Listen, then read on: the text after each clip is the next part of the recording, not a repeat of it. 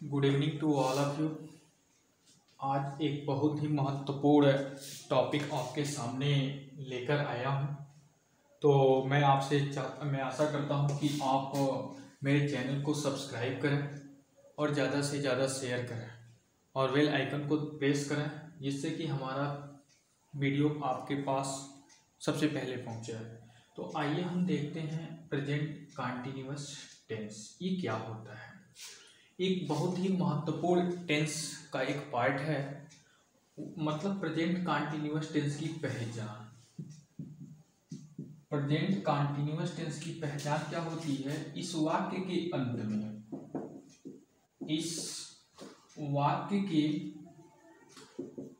में रहा है, रही है, रहे हैं,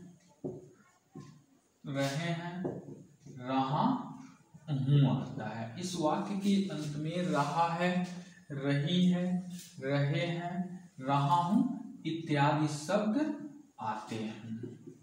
ठीक है, इत्यादि शब्द आते हैं। दूसरा क्या होता है?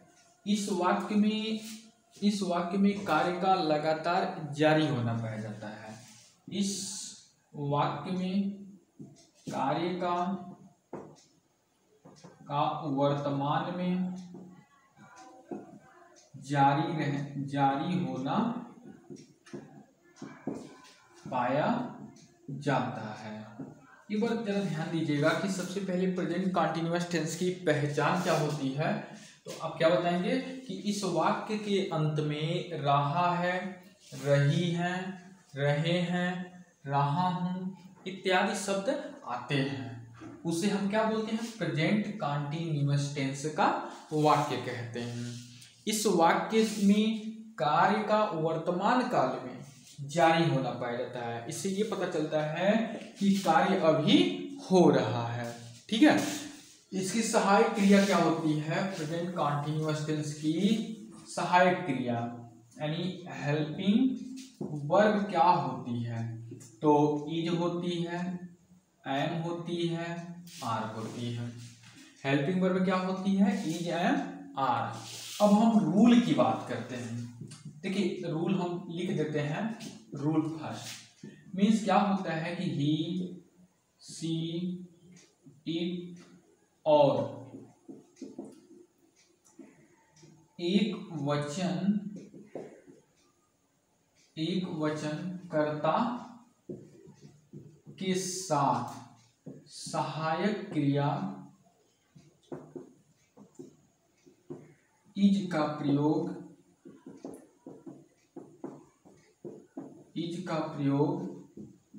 करते हैं और मुख्य क्रिया के अंत में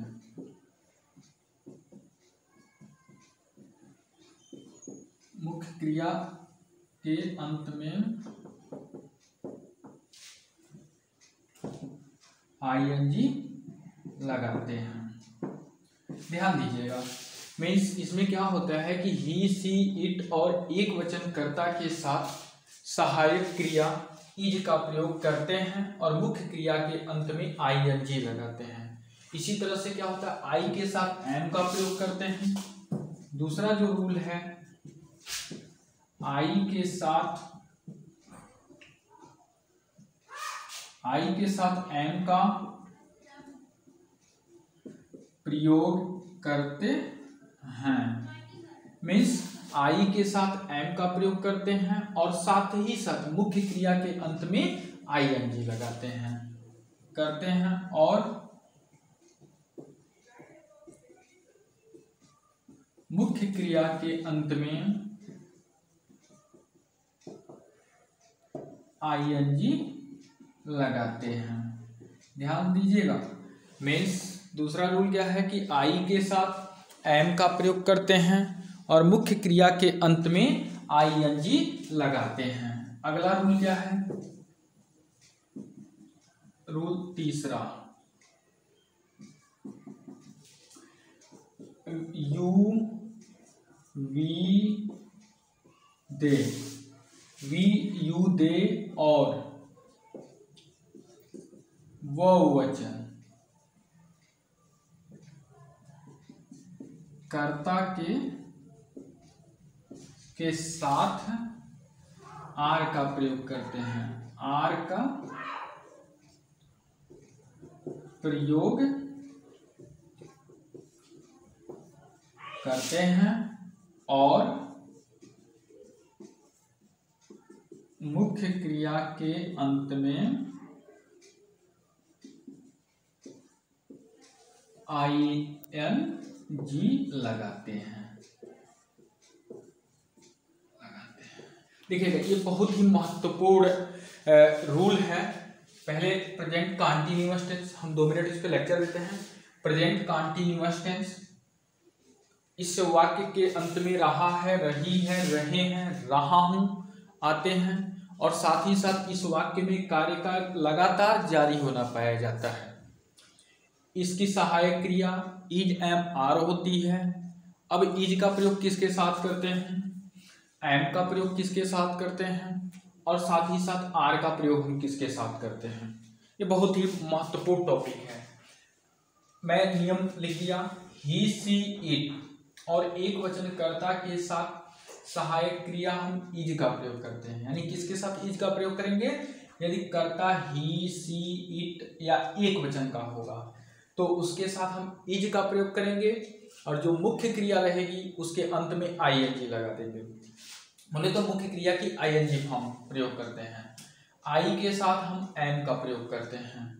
देखिए प्रेजेंट कंटीन्यूअस टेंस में हमेशा मुख्य क्रिया की ING फॉर्म लगाते हैं, यानी बोले तो मुख्य क्रिया के अंत में हम ING जोड़ देते हैं। यू वी दे और बहुवचनकर्ता के साथ हम आर का प्रयोग करते हैं, ये आर है, आर का प्रयोग करते हैं और मुख्य क्रिया के अंत में ING लगाते हैं। तो हम ट्रांसलेट पे आते हैं। जैसे देखिए बनाने का रूल क्या होता है, पहले हम पॉजिटिव सेंटेंस का बनाते हैं, POSTI पॉजिटिव सेंटेंस। देखिए इसको बनाने का रूल क्या होता है, तो हम लिखते हैं क्या, subject plus helping verb plus object, helping verb plus main verb plus object plus complement. आप यहां पे आर ऐसे लिख सकते हैं, subject plus E oblique am oblique are plus main verb ING form plus object plus complement. आप इसको short में आप ऐसे लिख सकते हैं, सब्जेक्ट, यस का मतलब सब्जेक्ट, इज एम आर का मतलब helping verb plus main verb को MV ING लिख देंगे, ING form plus object plus complement. ये मतलब यदि वाक्य पॉजिटिव सेंटेंस से रिलेटेड है तो हम सबसे पहले सब्जेक्ट लिखेंगे, उसके बाद सब्जेक्ट के अनुसार हम हेल्पिंग वर्ब लिखेंगे।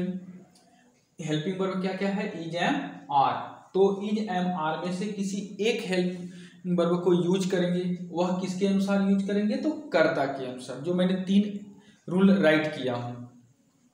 फिर मेन वर्ब जो भी होगा उसमें ING जोड़ देंगे, फिर उसके बाद ऑब्जेक्ट लिखेंगे, फिर हम कंप्लीमेंट लिखेंगे। चलिए हम एक ट्रांसलेट उठाते हैं। जैसे वह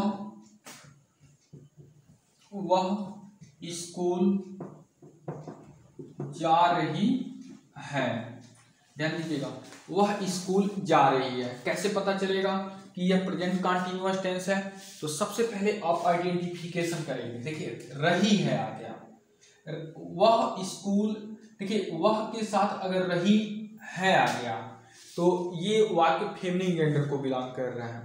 अगर वह के साथ रहा है आ गया तो वह मैस्कुलिन जेंडर को बिलोंग कर रहा है। मीन्स रही है तो फेमिनिन जेंडर, रहा है तो मैस्कुलिन जेंडर। यहाँ पे क्या है कि रही है, तो इससे क्या साबित हो रहा है कि वह जो है वह एक फेमिनिन जेंडर का करता है। क्लियर। तो इसमें वह की अंग्रेजी क्या होगी, सी, क्योंकि होता ही भी है बट ये किसको शो कर रहा है, फेमिनिन जेंडर को शो कर रहा है। तो सी, अब सी एक वचन का करता है कि बहुवचन का, देखिए हम शॉर्ट में यहाँ ऊपर लिख देते हैं subject plus helping verb plus main verb plus object plus complement, इसी के अनुसार बनाएंगे। तो यस यस का मतलब सब्जेक्ट लिख दिया सी। अब हमारी बारी है हेल्पिंग वर्ब की। तो सी एक वचन का करता है, इसके साथ हम किसका प्रयोग करेंगे, हेल्पिंग वर्ब भी लिख दे रहे हैं साइड में, इज एंड आर। तो किसका प्रयोग करेंगे, इज का। तो सी इज, उसके बाद क्या आता है मेन वर्ब। मेन वर्ब क्या है, जाना। किसमें जाना होता है, गो, और उसमें क्या ऐड करना है भाई, आई एन जी। गोइंग, कहाँ जा रहा है भाई, स्कूल जा रहा है। तो गतिशील की अवस्था में प्रीपोजिशन टू का प्रयोग करते हैं, गोइंग टू स्कूल, क्योंकि मेन वर्ब के बाद क्या डालना है, ऑब्जेक्ट, इसमें कॉम्प्लीमेंट नहीं है। तो सी इज गोइंग टू स्कूल। चलिए एक ट्रांसलेट और उठाते हैं, राधा मधुर गीत, राधा एक लिख दीजिएगा, एक मधुर गीत गा रही है। राधा एक मधुर गीत गा रही है। देखिए कोई भी ट्रांसलेट रहेगा आप इसके अनुसार बनाएंगे पॉजिटिव सेंटेंस का। तो करता क्या है मेरा, राधा, राधा एक वचन का है इसलिए किसका प्रयोग करेंगे, इज का। राधा इज सिंगिंग, सिंगिंग मतलब किस में गाना होता है, singing, S I N G, उसमें क्या जोड़ना है, आई एन जी, सिंगिंग ए, एक क्या गा रही है, मधुर गीत, तो ए sweet song, Radha is singing A sweet song. Okay चलिए एक प्लूरल नंबर से उठा लेते हैं कोई, पक्षियां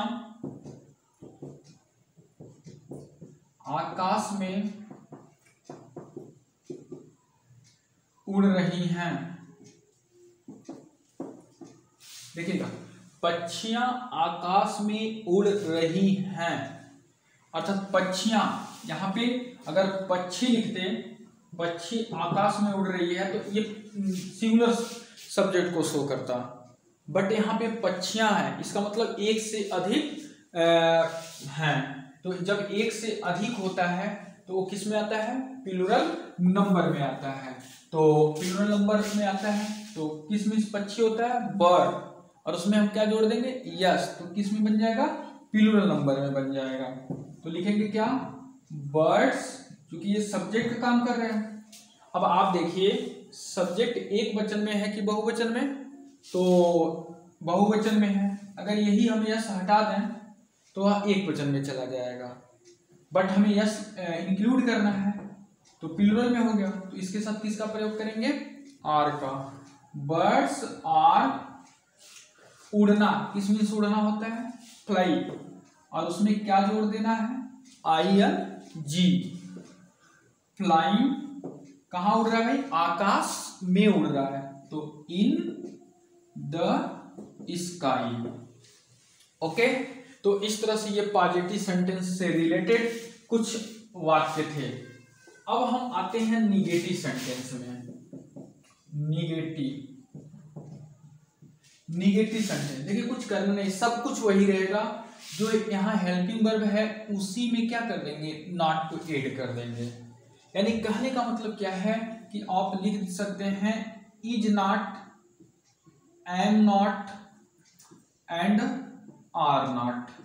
यानी जब वाक्य नकारात्मक होगा, नकारात्मक से रिलेट होगा, तो हम जो नॉट का यूज करेंगे वह हेल्पिंग वर्ब के जस्ट बाद करेंगे। बाकी सब कुछ रूल वही है कि ही सी इट और एक वचन कर्ता के साथ इज का, आई के साथ एम का, और वी यू दे और बहुवचन कर्ता के साथ हम आर का प्रयोग करेंगे। ठीक है उठाते हैं translation.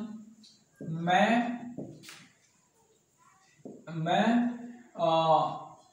Agra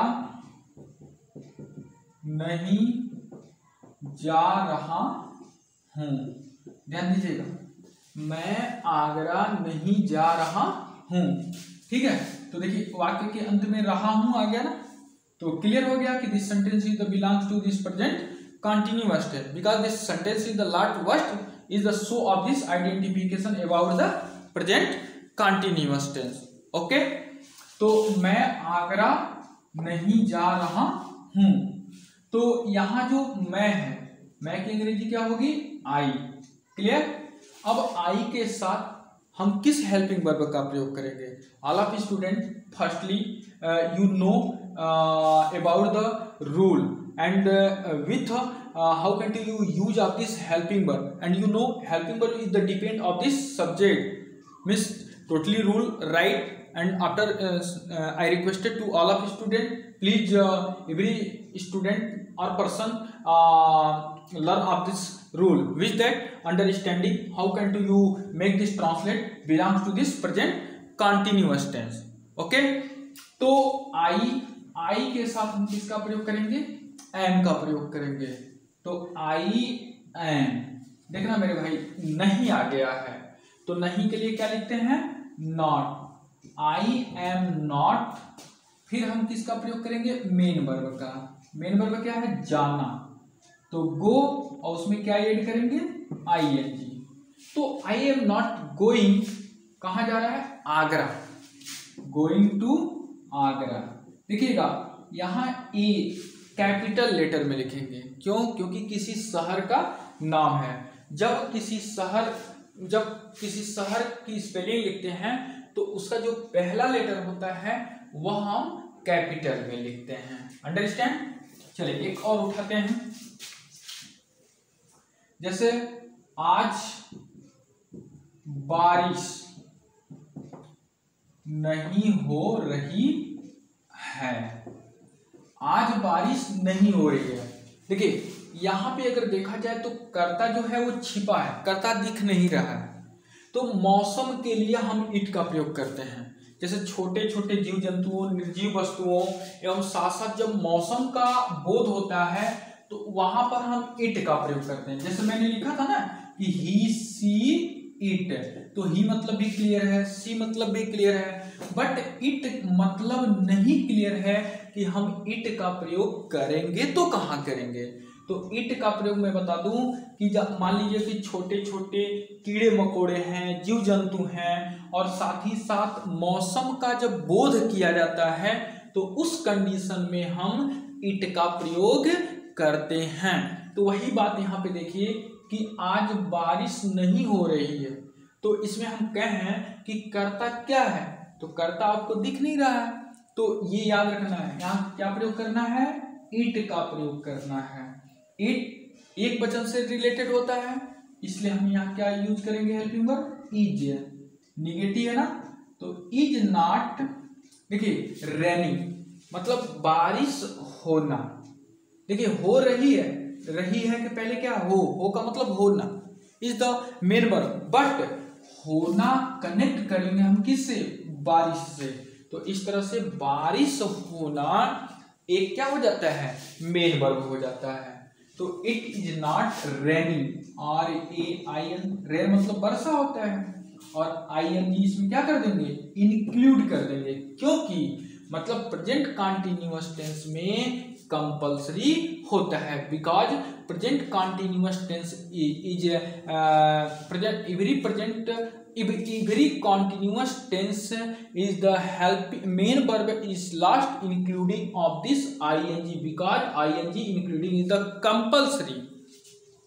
It is not raining, किस दिन हो रही है? तो आज हो रही है, तो raining today, टुडे। क्लियर हो रहा है? आगे बढ़ते हैं। अब हम आते हैं इंट्रोगेटिव सेंटेंस में। Interrogative INTERROGATIV। देखिए स्पेलिंग भी जानना बहुत जरूरी होता है। इंट्रोगेटिव सेंटेंस, अब यहाँ पे इंट्रोगेटिव सेंटेंस दो टाइप का होता है। एक क्या फर्स्ट टाइप का हम राइट करें, और एक क्या सेकेंड टाइप का राइट करें। हम दोनों के बारे में आपको समझाना चाहते हैं, ठीक है? देखिए फर्स्ट टाइप और सेकेंड टाइप। जैसे मैं एक ट्रांसलेट लिखूं कि क्या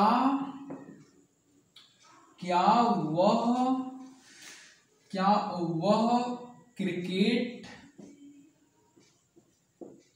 क्रिकेट खेल रहा है,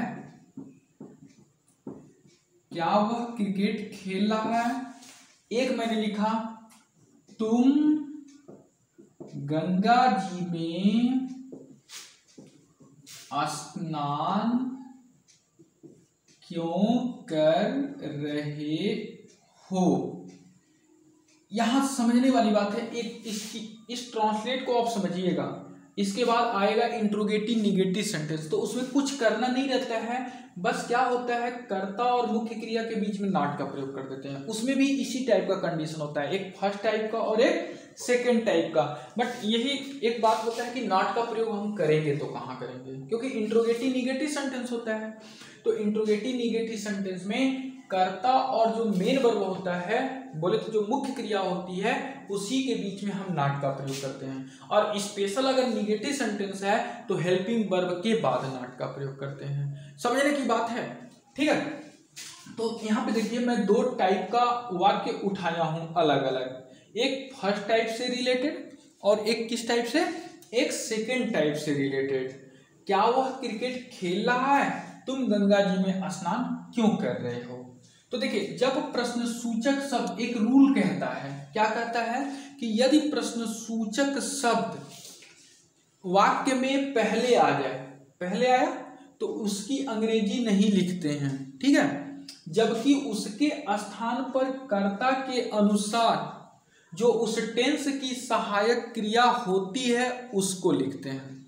ये मैं सिर्फ एक ही टेंस से रिलेट नहीं कर रहा हूं, ये हर टेंस में यही कहा जाता है कि यदि प्रश्न सूचक शब्द वाक्य में पहले आ जाए तो उसकी अंग्रेजी नहीं लिखते हैं, जबकि उस कर्ता के अनुसार सबसे पहले सहायक क्रिया लिखते हैं। और यदि इंट्रोगेटिव सेकेंड टाइप का है तो जो क्वेश्चन वर्ड होता है, जो उसकी स्पेलिंग होती है, उसको पहले लिखते हैं, उसके बाद कर्ता के अनुसार सहायक क्रिया, फिर कर्ता एंड वगैरह वगैरह। या हम एक बात छोटे शब्दों में कह सकते हैं कि जो हम इंट्रोगेटिव सेंटेंस बनाते हैं वो किस रूल के अकॉर्डिंग बनाते हैं, बस कुछ करना नहीं होता है, क्वेश्चन वर्ड लिख दिया जाता है, उसकी स्पेलिंग लिख दी जाती है और टोटल रूल फर्स्ट टाइप से रिलेट कर दिया जाता है। फर्स्ट टाइप का रूल जो होता है, ठीक है, जो फर्स्ट टाइप का हम ट्रांसलेट बनाते हैं, ठीक उसी रूल का हम पालन सेकेंड टाइप में कर देते हैं। फर्क अंतर क्या होता है कि जो क्वेश्चन वर्ड होता है हम उसको पहले राइट कर देते हैं। समझ में आया, चलिए हम बनाते हैं। तो यहाँ पे देखिए ये प्रश्न सूचक शब्द पहले आ गया तो इसकी अंग्रेजी हम लोग नहीं लिखेंगे, अब नहीं कि व्हाट से कर देंगे, अब इसके स्थान पे कर्ता के अनुसार सहायक क्रिया लिखेंगे।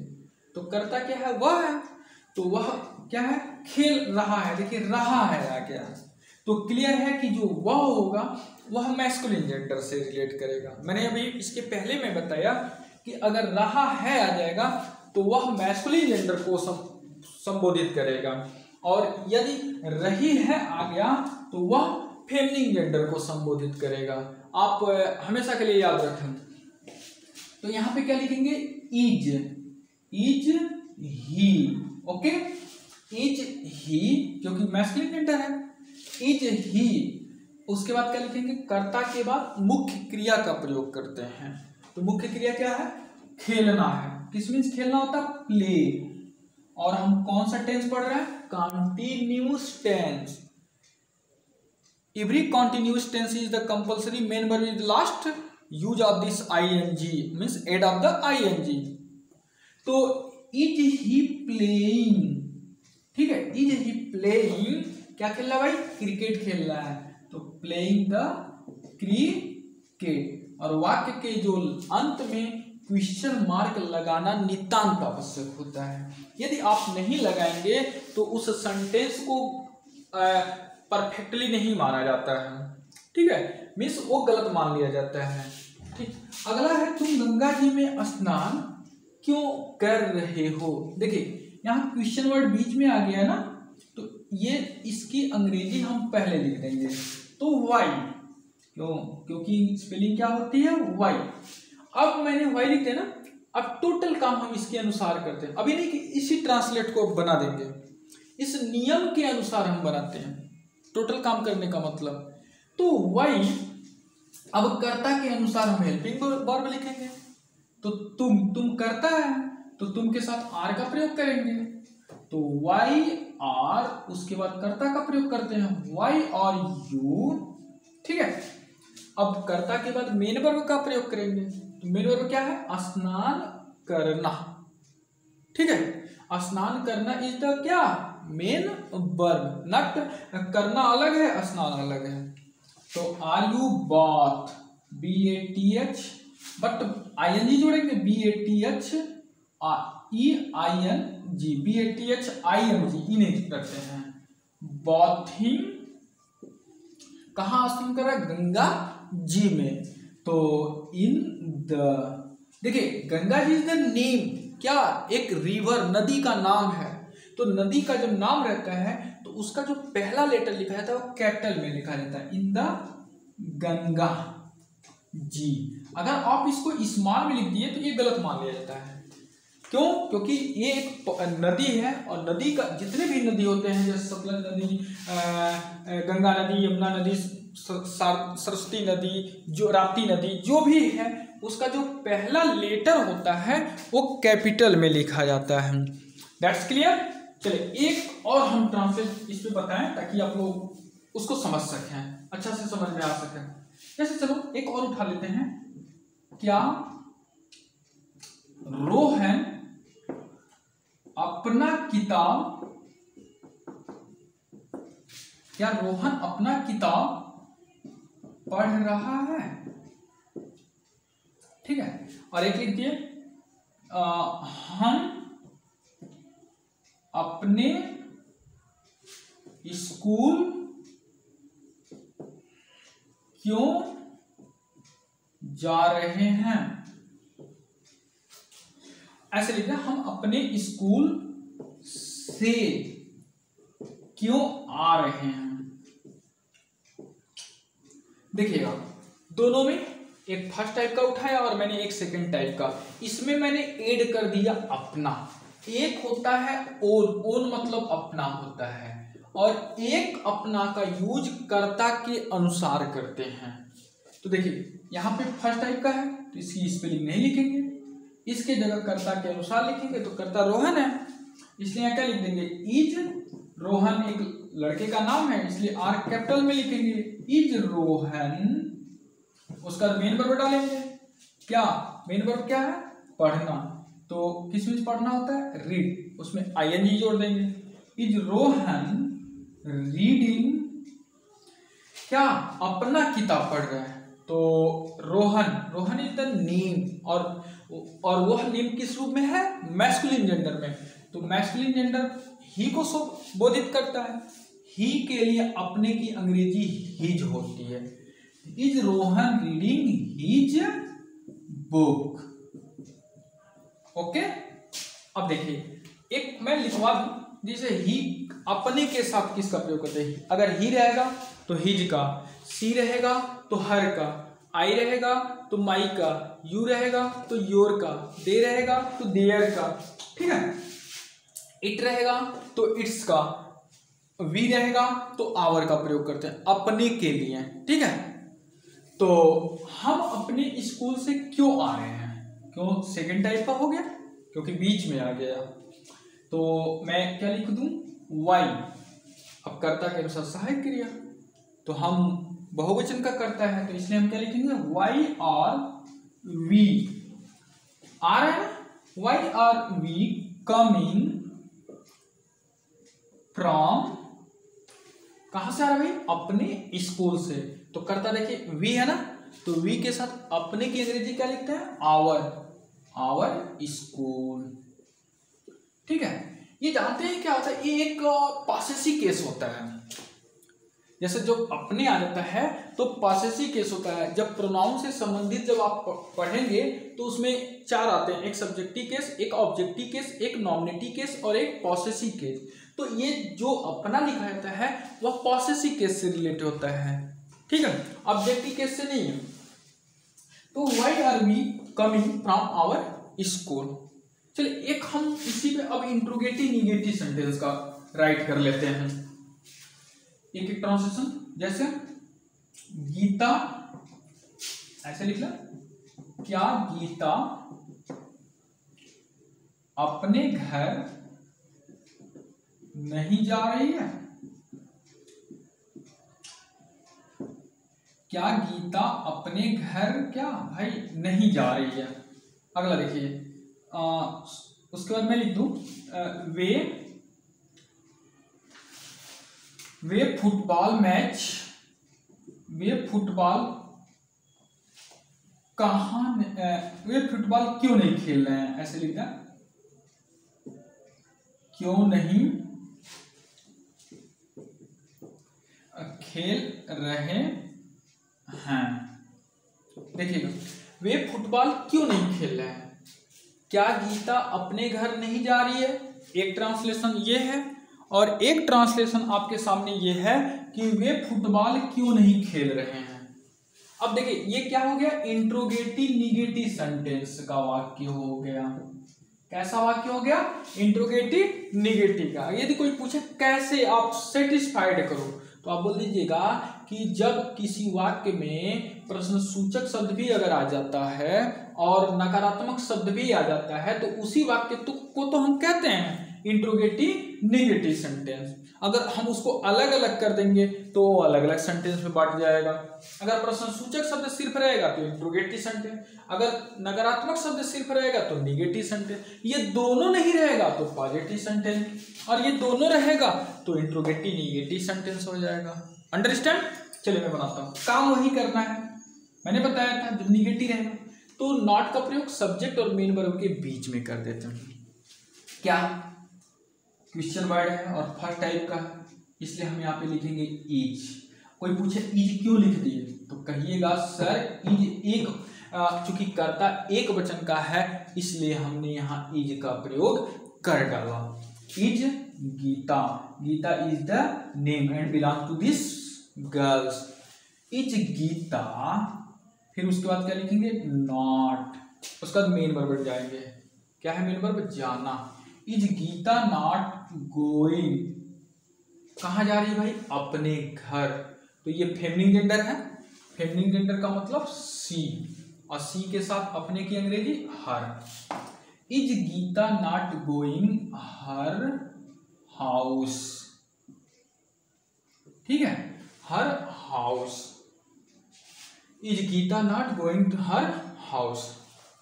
अगला इसमें देखिए, वे फुटबॉल क्यों नहीं खेल रहे हैं? क्यों आ गया, इसलिए यहां मैं लिखूंगा वाई। वे है, वे बहुवचन का करता है तो इसलिए यहां क्या लिखेंगे, आर। वाई और दे, फिर नॉट लिख देंगे, कर्ता के बाद होता है, उसका मेन वर्ब लगाएंगे। खेलना प्ले, उसमें आईएनजी ऐड कर देंगे, प्लेइंग क्या, the football. Question mark. Okay, इस तरह से आपका ये बहुत ही महत्वपूर्ण प्रेजेंट कंटीन्यूअस टेंस से रिलेटेड हमने कुछ वाक्यों को समझाया, बताया।